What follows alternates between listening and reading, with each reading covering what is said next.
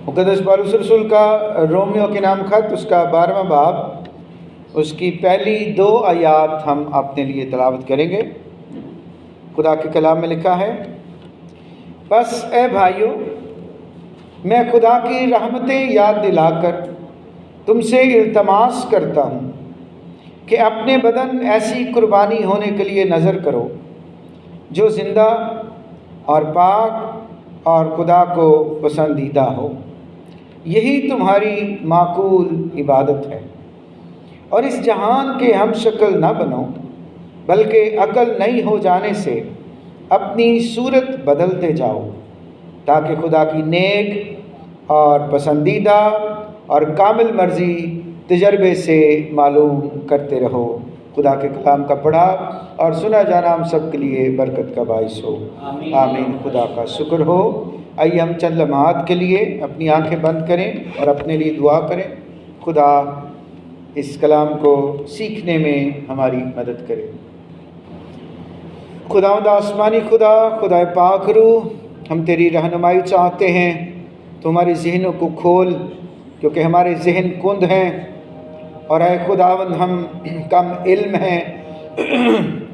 हम तेरे कलाम को कामिल तौर पर समझने से कासर हैं, लेकिन जब तू हमारा ज़हन खोलता है और अपने इलाही भेदों को हम पर खोलता है तो हम उनको समझने के काबिल होते हैं। खुदा तो सीखने सिखाने में हमारी रहनुमाई कर। यीशु मसीह के नाम से ये दुआ मांगते हैं, आमीन। मैं उम्मीद करता हूँ कि आज का दिन आपके लिए बाबरकत है और आप में से बहुत सारे लोग रोज़े की हालत में हैं। और हम बचपन से सुनते आ रहे हैं कि रोज़ा जो है वो रखें तो दुआ जल्दी सुनी जाती है। सुनते हैं ना कि रोज़ा रख के दुआ की जाए तो दुआ जल्दी सुनी जाती है। लेकिन बाइबल मुक़द्दस जो है वो हमें इसके मुतालिक तालीम नहीं देती। ये हकीकत है कि रोज़ा रखा हो, दुआ की जाए पूरी रूहानियत के साथ, खुदा ज़रूर सुनता है, लेकिन ये कोई शर्त नहीं है कि रोज़ा रखें और दुआ करें तो दुआ ज़रूर ही सुनी जाए।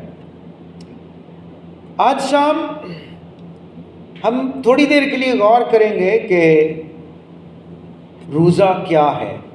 और आप में से बहुत सारे लोगों के जहन में ये ख्याल आया होगा कि आज तो पहले रोज़े की इबादत है और पादरी साहब ने जो तलावत की है उसमें कहीं रोज़े का जिक्र नहीं है, तो पता नहीं पादरी साहब आज क्या सुनाने वाले हैं। तो इन आयात की रोशनी में हम सीखेंगे कि दर हकीकत रोज़ा क्या है। रोज़ा महज पेट को भूखा रखना, महज मुंह को बंद रखना, महज प्यास बर्दाश्त करना नहीं है, बल्कि रोज़े का मकसद इससे कहीं बुलंद, इससे कहीं वसी और इससे कहीं बढ़कर है। और मुक़द्दस पौलुस रसूल जब रोम की कलीसिया को ख़त लिखता है तो वो इस बात को बयान करता है कि तुम्हें इबादत के लिए अपने बदनों की कुर्बानी पेश करनी। क्या करना है? अपने बदनों की कुर्बानी पेश करनी है। और बाइबल हमें ये बताती है कि बदन की कुर्बानी ही रोज़ा है। रोज़ा दर हकीकत बदन की कुर्बानी है। अगर आप मेरे साथ पुराने अहदनामे में से निकालें, मैंने इसलिए पहले पूछा था कि किसने रोज़ा खोलना है अभी, क्योंकि मैं सोच रहा था आज टाइम कुछ ज़्यादा लग जाएगा, लेकिन अब मैं कोशिश करूँगा कि जल्दी ख़त्म करूँ, क्योंकि कुछ लोग अभी रोज़ा अफ्तार करने वाले हैं। हमारे पास बाइबल मुक़द्दस में ऐसे हवाला जात मौजूद हैं जो हमें बताते हैं कि रोज़ा रखा जाए और किस टाइम से किस टाइम तक रखा जाए।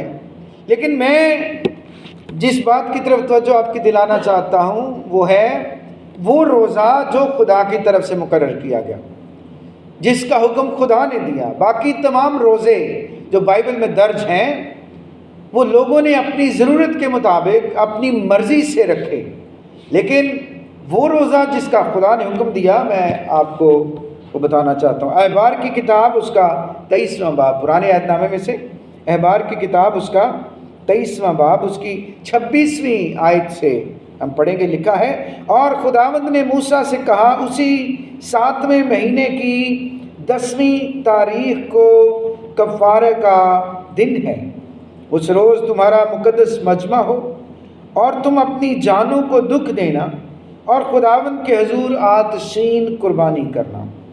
تم اس دن کسی طرح کا کام نہ کرنا، کیونکہ وہ کفارے کا دن ہے، جس میں خداوند تمہارے خدا کے حضور تمہارے لیے کفارہ دیا جائے۔ جو شخص اس دن اپنی جان کو دکھ نہ دے وہ اپنے لوگوں میں سے کاٹ ڈالا جائے، اور جو شخص اس دن کسی طرح کا کام کرے اسے میں اس کے لوگوں میں سے فنا کر دوں گا۔ تم کسی طرح کا کام مت کرنا، تمہاری سب سکونت گاہوں میں پشت در پشت سدا یہی آئین رہے گا۔ یہ تمہارے لیے خاص آرام کا سبت ہو، اس میں تم اپنی جانوں کو دکھ دینا۔ تم اس مہینے کی 9ویں تاریخ کی شام سے دوسری شام تک اپنا سبت ماننا۔ خدا اس ایک دن میں روزے کا حکم دیتا ہے، اپنی جان کو دکھ دینے کا حکم دیتا ہے۔ اور یہ دن کون سا ہے؟ یہودی کیلنڈر کے مطابق 7ویں مہینے کی 10ویں تاریخ، دن کوئی بھی اس میں ہو سکتا ہے، یہ ضروری نہیں ہے کہ وہ ہفتے کا دن آئے، کیونکہ کیلنڈر بدلتے رہتے ہیں، دن کیلنڈر میں بدلتے رہتے ہیں۔ تاریخ بتا دی خدا نے، 7واں مہینہ تشری مہینہ ہوتا ہے یہودی کیلنڈر کا، اور اس کے 10ویں دن کو خدا نے کہا کہ یہ کفارے کا دن ہے، اور پوری یہودی قوم کے لیے یہ دن بڑا اہم ہوتا تھا۔ اور کفارے کے دن سے کئی دن پہلے کاہن کے ساتھ بہت سارے لوگ پھرتے تھے، جو سردار کاہن ہوتا تھا، جو اس کے آگے پیچھے دائیں اور بائیں رہتے تھے، کہ کہیں ایسا نہ ہو کہ سردار کاہن کا لباس کسی ناپاک چیز سے ٹکرا جائے اور وہ ناپاک ہو جائے اور اس سال ہمارا کفارہ نہ ہو سکے، کیونکہ کفارے کے لیے کاہن کا، سردار کاہن کا پاک ہونا بڑا ضروری تھا۔ اسی لیے خدا نے کاہنوں کو حکم دیا کہ جب تم کسی کے لیے کفارے کے لیے یا کسی اور قربانی کے لیے جاؤ تو سب سے پہلے اپنے اور اپنے خاندان کے لیے قربانی کرو۔ اور یوم کفارہ سے پہلے بھی کاہنوں کے لیے حکم تھا کہ وہ اپنے لیے کفارہ کریں، اپنے گناہوں سے کی معافی چاہیں خدا سے، اور پھر قوم کے گناہوں کی معافی چاہیں۔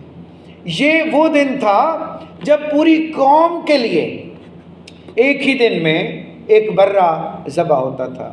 یہ وہی دن ہے جب 2 برے لیے جاتے تھے، ایک خداوند کے لیے اور دوسرا عزازیل کے لیے چھوڑا جاتا تھا، جو اوپر بلندی سے نیچے بیابان میں چھوڑا جاتا تھا، اور وہ برہ باہر ہوتا تھا، لوگ اس کو دیکھ رہے ہوتے تھے اور روزے کی حالت میں ہوتے تھے، وہ اپنی جان کو دکھ دے رہے ہوتے تھے علامتی طور پر کہ ہم گنہگار ہیں اور گناہ کی سزا موت ہے اور خدا ہم سے ناراض ہے۔ اور جو برہ باہر چھوڑا جاتا تھا عزازیل کے لیے، تصور یہ تھا کہ جیسے جیسے وہ برہ جماعت سے دور جاتا ہے بیابان میں، ویسے ویسے ہمارے گناہ دور ہوتے ہیں، ویسے ویسے ہمارے گناہ ہم سے دور جاتے ہیں۔ اور جب اس برے کو کوئی جانور پھاڑ دیتا ہے یا کوئی کھا جاتا ہے تو وہ سمجھتے ہیں کہ ہمارے گناہ ختم ہو گئے ہیں۔ لیکن ایک برہ اندر ہے جس کا خون لے کر قوم کے اوپر چھڑکا جاتا ہے تاکہ ان کے گناہ معاف ہوں۔ تو یہ چیز ہمیں یاد دلاتی ہے کہ روزہ صرف ظاہری نہیں ہے، جو روزہ صرف باہر کا نہیں ہے کہ ہم باہر سے تو اپنے گناہ دور کریں، اپنے گناہ دور کرنے کی کوشش کریں، لیکن وہ جو اندر کے گناہ ہیں وہ اندر ہی محفوظ رہیں۔ یہ جو یوم کفارہ ہے یہ ہمیں یاد دلاتا ہے کہ ہمیں اندر اور باہر دونوں طرح سے پاک ہونے کی ضرورت ہے۔ اور جب ہم روزہ رکھتے ہیں، جب ہم اپنی جان کو دکھ دے رہے ہوتے ہیں، تو یہ صرف ظاہری نہ ہو بلکہ اندر سے بھی ٹوٹیں، اندر سے بھی اپنا غرور اور تکبر ختم کریں۔ کبھی کبھی کچھ لوگ ظاہری طور پہ بڑے حلیم ہوتے ہیں، بڑے عاجز ہوتے ہیں، جھک کے ملتے ہیں، لیکن اندر سے بڑے مغرور ہوتے ہیں، اندر سے وہ بڑے سخت طبیعت اور سخت مزاج ہوتے ہیں۔ خدا ایسے لوگوں کو پسند نہیں کرتا، اور ایسے لوگوں کے روزوں کو بھی خدا پسند نہیں کرتا، کہ وہ جان کو دکھ تو دے رہے ہیں لیکن وہ فریسیوں کی طرح اپنے آپ کو اداس بناتے ہیں، اپنے آپ کو وہ بڑا مظلوم ثابت کرتے ہیں، منہ خشک کرتے ہیں۔ اور فریسیوں کے دور میں تو انہوں نے ایک خاص قسم کا کیمیکل، خاص قسم کا ایک پاؤڈر، ایک کریم بنا رکھی تھی جو وہ روزہ رکھ کے چہرے پہ لگاتے تھے، جس سے ان کا چہرہ یلو ہو جاتا تھا، پیلا ہو جاتا تھا، اور پانی نہ پی کے ہونٹ خشک ہوتے تھے۔ تو وہ لوگوں کے سامنے کھڑے ہوتے تھے تاکہ لوگ پوچھیں بھائی جی کی گل ہے، آج بڑے کمزور لگ دے ہو پہ، تو وہ بتاتے تھے کہ میں نے روزہ رکھا ہوا۔ اور آپ کو پتہ ہے خداوند یسوع مسیح نے ایک تمثیل کہا کہ ایک فریسی دعا کرنے گیا ہیکل میں، اور اس نے جا کے خدا کے سامنے کیا کہا؟ احسان کیا کہ اے خدا تو جانتا ہے کہ میں ہفتے میں 2 بار روزہ رکھتا ہوں، میں وقت پر یقی دیتا ہوں، میں خیرات بھی کرتا ہوں۔ تو اس کا مطلب یہ ہے، یسوع مسیح کہتے ہیں پھر وہ تو احسان کر رہا ہے خدا پہ، کیونکہ اس کے اندر سے جو روزے کی حالت ہے وہ ظاہر نہیں ہوتی۔ لیکن اس کے برعکس ایک شخص جو گنہگار ہے، جو ہیکل کے باہر بیٹھ گیا ہے، اس نے اندر جانے کی جرات بھی نہیں کی، اس نے کہا خداوند میں گنہگار ہوں، اس قابل بھی نہیں ہوں کہ تیرے پاس جاؤں۔ یسوع مسیح نے کہا دعا کس کی سنی گئی؟ جو باہر بیٹھا، جو اندر سے بھی حلیم تھا، جو اندر سے بھی ٹوٹا ہوا تھا۔ اور یسایا کے صحیفے کے اندر لکھا ہے کہ روزہ وہ ہے جس میں آپ اپنے سر کو جھاؤ کی طرح جھکائیں، جس میں تم اپنے اندر سے اپنی سختی کو، اپنے ظلم کو، ہر طرح کے جوے کے بندھن کو توڑو، نکالو اور عاجز اور حلیم ہو جاؤ۔ اپنی روٹی بھوکے کو کھلاؤ، جو ننگا ہو اس کو کپڑا پہناؤ، جو ضرورت مند ہو اس کی ضرورت کو پورا کرو۔ ایسا روزہ مجھے پسند ہے۔ اور مقدس پالوس رسول بھی ہماری توجہ اسی بات کی طرف دلاتے ہیں کہ جب ہم روزے کی حالت میں ہوتے ہیں تو یاد رکھیں یوم کفارہ کے دن خدا نے حکم دیا تھا کہ روزہ رکھنا اور اپنی جان کو دکھ دینا۔ تو جب ہم قربانی کرتے ہیں اس کا مطلب ہے ہم اپنی جان کو دکھ دیتے ہیں، اور پالوس رسول کہتا ہے کہ یہ عبادت کا ایک طریقہ ہے، اپنے بدن قربان کرنا عبادت کا ایک طریقہ ہے، اور یہ معقول عبادت ہے۔ کیسی عبادت ہے؟ اس کا مطلب یہ ہے کہ روزے کی حالت میں جب ہم دیانتداری سے خدا کے سامنے آتے ہیں تو ہم معقول عبادت میں شریک ہو رہے ہوتے ہیں۔ اور آج جس بات کی طرف آپ کی توجہ میں دلانا چاہتا ہوں وہ یہ ہے کہ روزہ کوئی بھوک ہڑتال نہیں ہے، روزہ کوئی خدا کو بلیک میل کرنا نہیں ہے، اور ہم ایسے ہی کرتے ہیں۔ خاص طور پہ نوجوان وہ ایسے مقصد خدا کے سامنے رکھ دیتے ہیں، خدا بھی سوچ کر پریشان ہو جاتا ہوگا بھی میں ان کا کیا کروں۔ اچھے مقاصد خدا کے سامنے رکھیں، خدا ضرور پورا کرتا ہے۔ مجھے یاد ہے ایک نوجوان نے کافی دنوں کا روزہ رکھا اور چرچ میں وہ دعا کر رہا تھا کہ خداوند میں ایک بڑی پراڈو چاہتا ہوں، اور میں اس پراڈو پہ بیٹھ کے تیرے کلام کی منادی کرنا چاہتا ہوں۔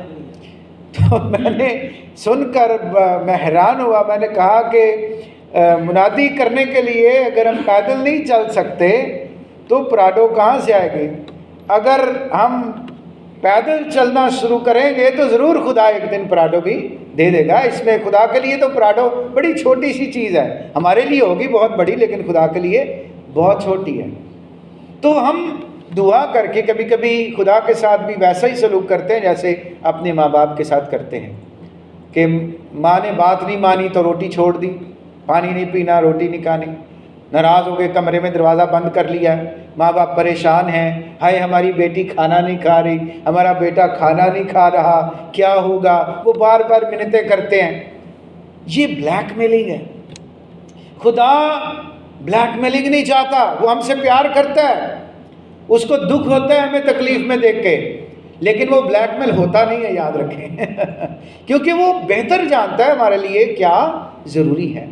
اب ان ساری باتوں کی مفہوم میں آپ کو جو کچھ بتانا چاہتا ہوں وہ یہ ہے کہ روزے کا مقصد بھوک ہڑتال کرنا نہیں ہے، روزے کا مقصد اپنی بات خدا سے منوانا نہیں ہے، روزے کا مقصد خدا کے ساتھ ضد لگانا نہیں ہے، بلکہ روزے کا مطلب خدا کی مرضی کو معلوم کرنا ہے۔ روزے کا مقصد خدا کی مرضی کو جاننا ہے کہ خدا تیری کیا مرضی ہے۔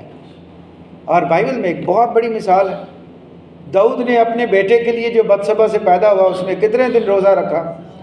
7 دن روزہ رکھا، بیٹا بچا۔ اس کا مطلب یہ ہے کہ روزہ دعا کہ ہاں میں جواب آنے کا کوئی گارنٹی نہیں ہے، یہ کوئی دلیل نہیں ہے کہ ہم نے روزہ رکھ کے دعا کی ہے تو ہماری دعا کا جواب ہاں میں ہی آئے گا، ایسا ہرگز نہیں ہے۔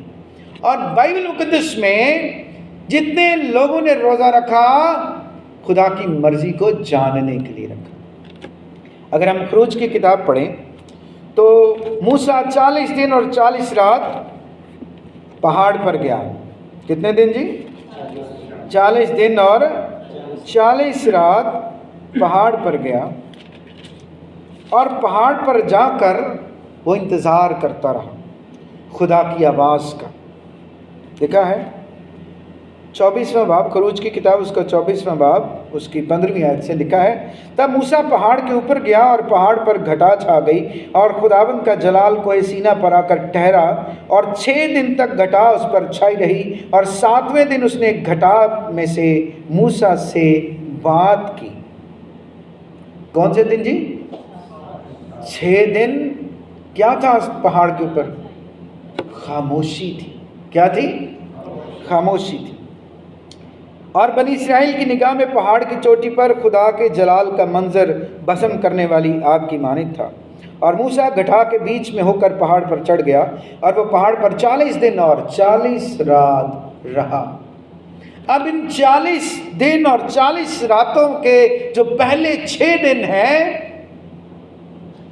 خاموشی کے دن ہیں، اور اگر آپ آگے چل کے پڑھیں تو آپ کو پتہ چلے گا کہ جب خدا اس پر ظاہر ہوا تو موسیٰ جھکا رہا، موسیٰ خدا کے حضور جھکا رہا، اپنے گھٹنے ٹیک کر، اپنے سر کو جھکا کر پڑا رہا، اوندھے منہ پڑا رہا، اور خدا بولتا رہا۔ موسیٰ نے کبھی خدا کی بات کا جواب نہیں دیا۔ جو سوال خدا نے پوچھا اس نے اس سے باتیں کی، وہ صرف انہی 40 دن اور 40 راتوں میں پہاڑ پر نہیں گیا، بلکہ وہ جب تک سینا میں پھرتے رہے وہ پہاڑ پر جاتا تھا، خدا کی بات سنتا اور نیچے آتا تھا۔ لیکن ان خاص 40 دنوں میں موسیٰ کیوں پہاڑ پر گیا؟ جب وہ نیچے اترا تو اس کے پاس کیا تھا؟ اس کے پاس خدا کے احکام تھے، اس کے پاس خدا کا کلام تھا۔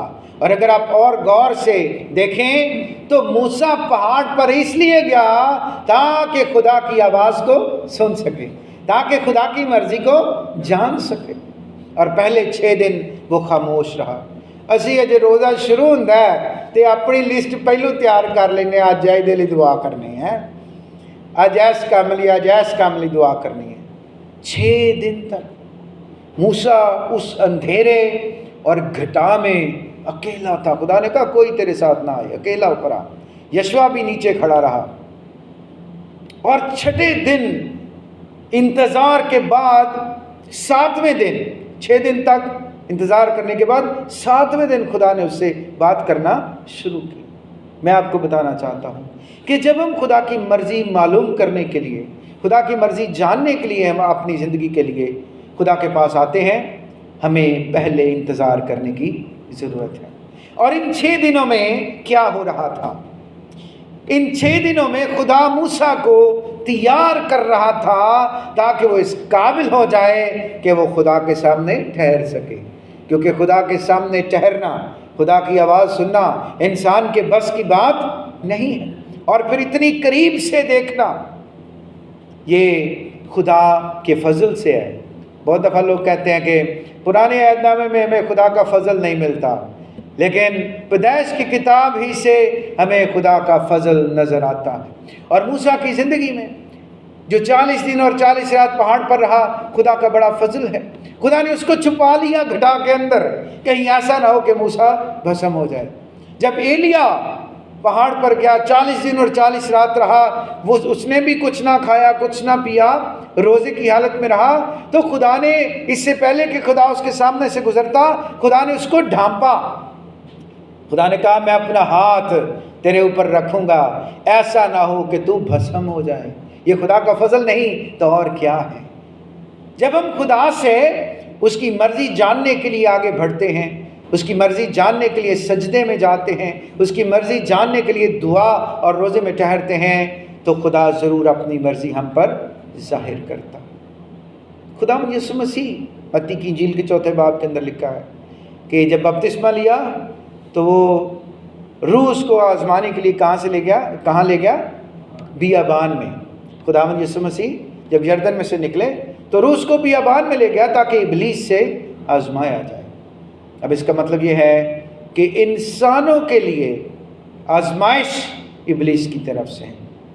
بائبل کہتی ہے کہ خدا کبھی کسی کو بدی سے نہیں آزماتا، نہ ہی وہ ہماری آزمائش کرتا ہے، تاہم وہ آزمائش ہم پر آنے دیتا ہے تاکہ وہ ہمارے ایمان کا امتحان کرے، اور جب ہم اس امتحان میں پورے اترتے ہیں تو اس کی مہربانیاں ہماری منتظر ہوتی ہیں۔ اب موسیٰ 40 دن اور 40 رات پہاڑ پر رہا، کچھ نہ کھایا کچھ نہ پیا، اس کا مطلب ہے اس نے اپنی جان کو دکھ بھی دیا، اور جب جان کو دکھ دیا پہاڑ پر رہا، خدا کی آواز سنتا رہا۔ تو خدا کی آواز میں بڑی قدرت ہے جی، خدا کے کلام کی قدرت اتنی بڑی ہے کہ وہ ہمیں اس دنیا کی روٹی کے بغیر بھی زندگی دے سکتا ہے۔ یہ معجزہ ہے خدا کے کلام کا، قدرت ہے اس کے کلام کی۔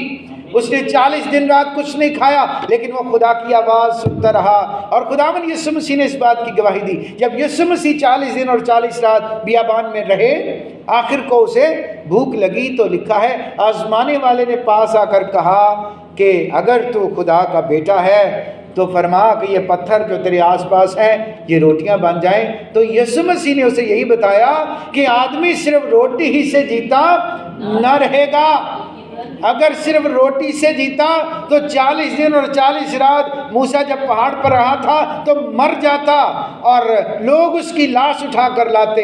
اگر روٹی کے بغیر انسان مر جاتا تو ایلیا جس کا روٹی پانی بند کر دیا گیا تھا، جس کو کوے خوراک مہیا کرنے آتے تھے، جب وہ پہاڑ پر گیا تو 40 دن اور 40 رات کے بعد مر جاتا۔ کیوں نہیں مرے؟ کیونکہ وہ خدا کی آواز کو سن رہے تھے، خدا کے کلام کو سن رہے تھے، خدا کی مرضی کو جان رہے تھے۔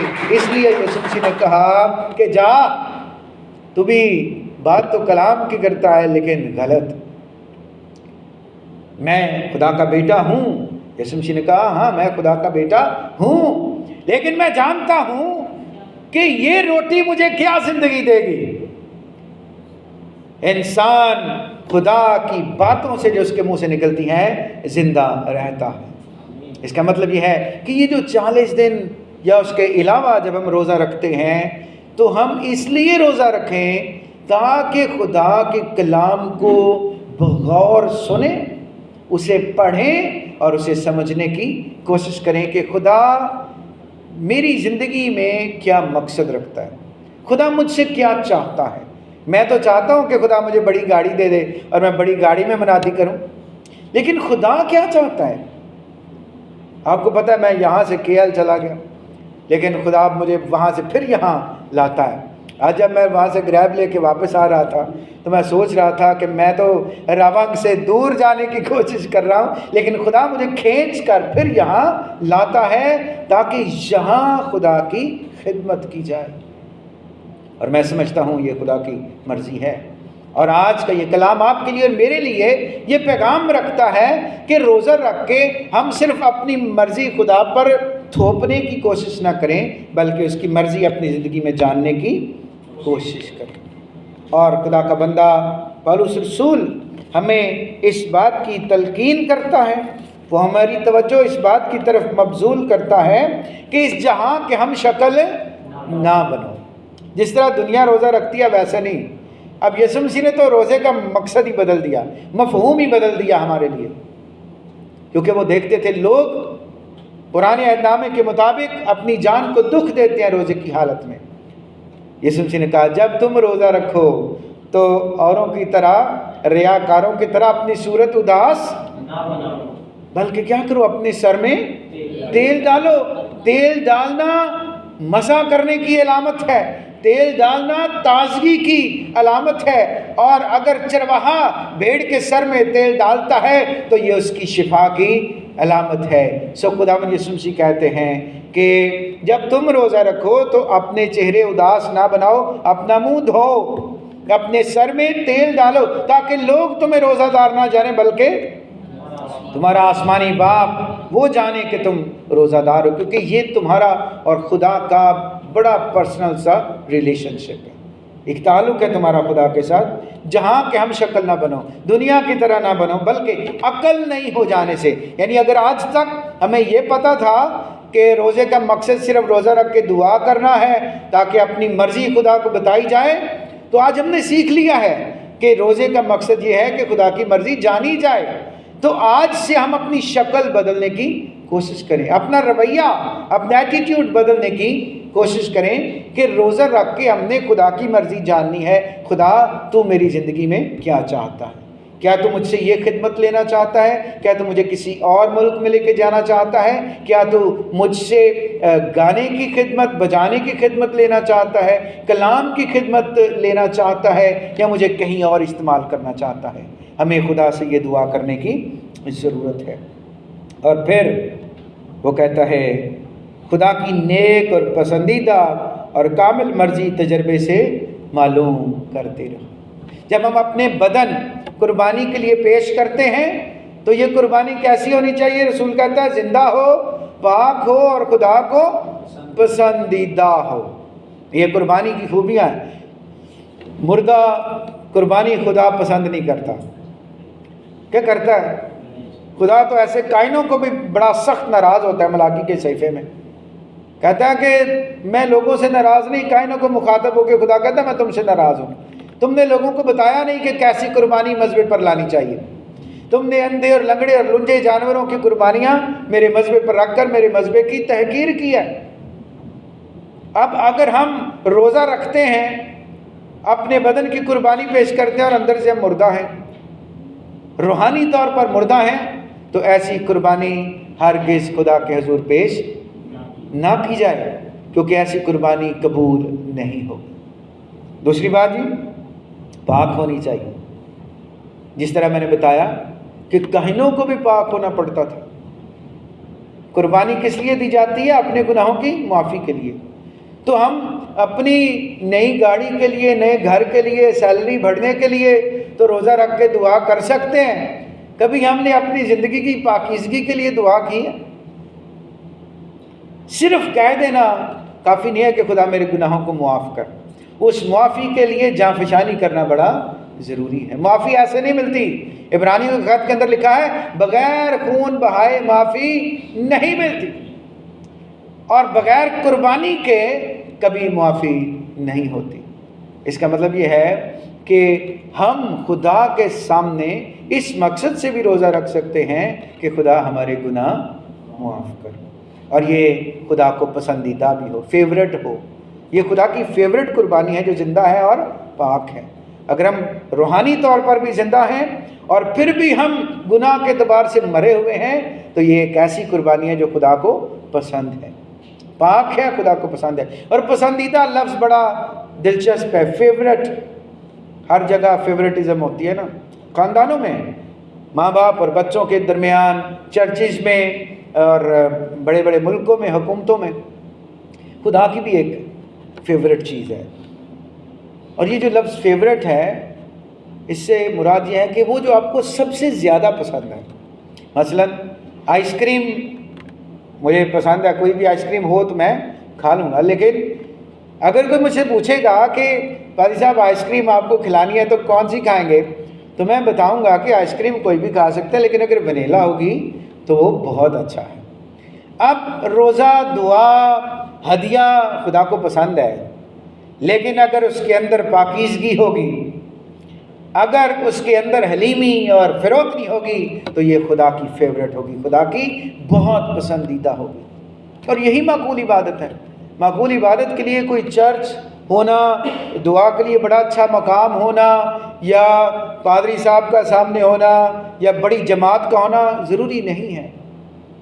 آپ اکیلے ہیں، آپ اپنے کام پہ ہیں، آپ کسی اور جگہ پہ ہیں، اگر آپ خدا کے ساتھ دیانتدار ہیں، وفادار ہیں، آپ روحانی طور پر زندہ ہیں اور پاک ہیں، تو آپ قربانی کر سکتے ہیں، اور آپ کی قربانی خدا کے حضور مقبول ٹھہر سکتی ہے۔ یہ میں نہیں کہتا، یہ خدا کا کلام کہتا ہے۔ اس لیے میرے بچوں، میں خدا کا خادم ہوتے ہوئے، آپ کا پاسبان ہوتے ہوئے، آپ کو پولس رسول کی طرح خدا کی رحمتیں یاد دلا کر، خدا کی مہربانیاں یاد دلا کر میں تم سے التماس کرتا ہوں، میں تمہیں یہ بتانا چاہتا ہوں کہ آج سے اپنے بدن ایسی قربانی ہونے کے لیے نظر کرو جو زندہ اور پاک اور خدا کو پسندیدہ ہے۔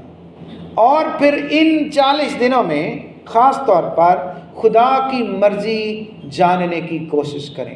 اور میں اپنی زندگی کے تجربے سے آپ کے سامنے کہہ سکتا ہوں کہ اگر آپ خدا سے کہیں گے خدا بول، میں سننا چاہتا ہوں، تو مجھ پر اپنی مرضی ظاہر کر، تو وہ ضرور اپنی مرضی آپ پر ظاہر کرے گا۔ اور میرا ایمان ہے کہ ان 40 دنوں میں اگر آپ وفادار رہیں گے خدا کے ساتھ اور اس سے پوچھتے رہیں گے، مانگتے رہیں گے اس کی مرضی کیا ہے، تو ان دنوں کے بعد ضرور آپ کی زندگی میں ایک بہت بڑی گواہی ہوگی، اور آپ ضرور مجھے بتائیں گے کہ پادری صاحب خدا نے ان دنوں میں مجھ سے یہ بات کی ہے۔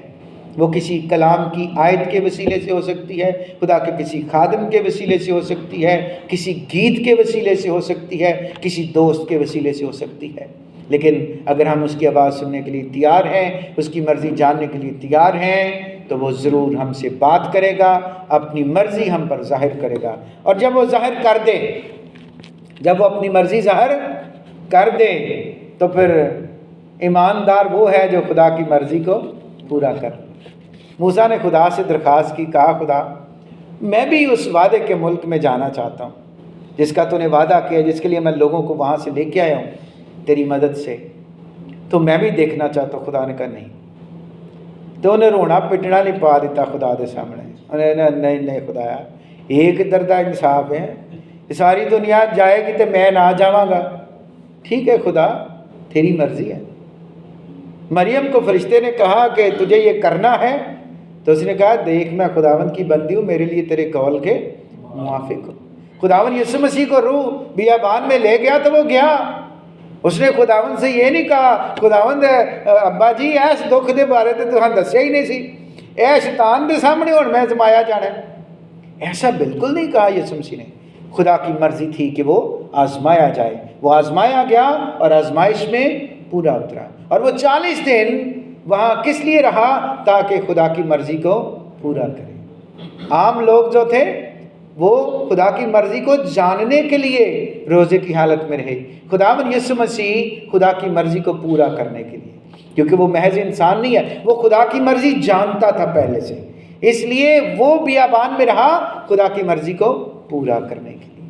میرے اور آپ کے پاس بھی بڑا خوبصورت موقع ہے کہ ہم اپنی زندگی کے ان دنوں میں جب ہم روزے کی حالت میں ہیں، ہم خدا کی مرضی کو جانیں، ہم ابلیس پر غالب آئیں اور ہم خدا کی آواز سننے کے لیے تیار ہوں۔ آئیے اپنے سروں کو جھکائیں اور دعا کریں اور خدا کی شکر گزاری کریں کلام کی ان باتوں کے لیے، اور دعا کریں کہ خدا ہمیں اس کلام پر عمل کرنے کی توفیق بخشے۔ میری گزارش ہے بھائی زاہد سے کہ وہ دعا میں رہنمائی کریں۔